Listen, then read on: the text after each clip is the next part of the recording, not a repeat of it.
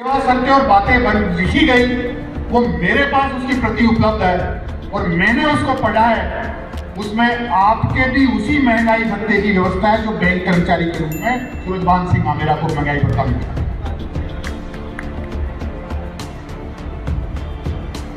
अगर वो रिपोर्ट लागू हो जाए तो तुम सपने में भी अगर तुम्हें कोई तिलक लगाकर कहे कि बैंक का कर्मचारी बना दो तो आप कहो कि बैंक का कर्मचारी नहीं बनना, बैंक वाले को बना दो टैक्स का कर्मचारी।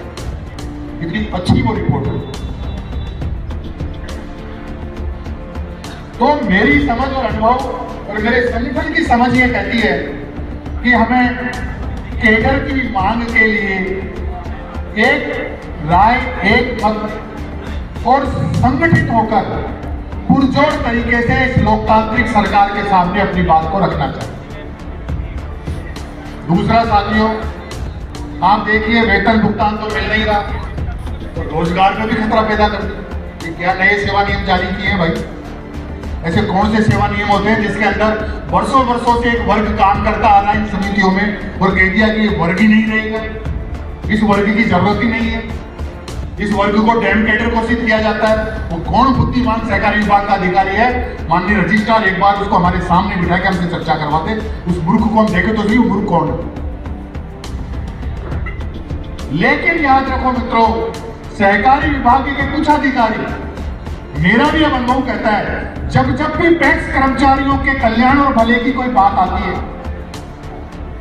कोई स्थिति बनती है, तो उसमें इरादतन बदमाशी पूर्ण साजिशपूर्ण तरीके से ये विभाग के अधिकारी कोई न कोई ऐसी कमी, कोई न कोई ऐसा लोचा, कोई न कोई ऐसा छूकण उसके अंदर लगा देते हैं कि हमारा हलवा करकला हो जाता है, बेस्वाद हो जाता है। बताइए आप हमसे, क्या बिना सहायक व्यवस्थापक, सहायक कर्मचारी और सेल्समैन के किसी पैक्स और मिनी बैंक को चलाया जा सकता है? क्या राजस्थान सरकार के सहकारी विभाग द्वारा जो समिति के लिए स्वीकृत पद हैं, आपने हमने तो स्वीकृत किए नहीं। तो हनुमान सिंह जी के साइन नहीं उस आदेश पर, आमेरा के साइन है, न जाखड़ जी के साइन है, रजिस्ट्रार के साइन है।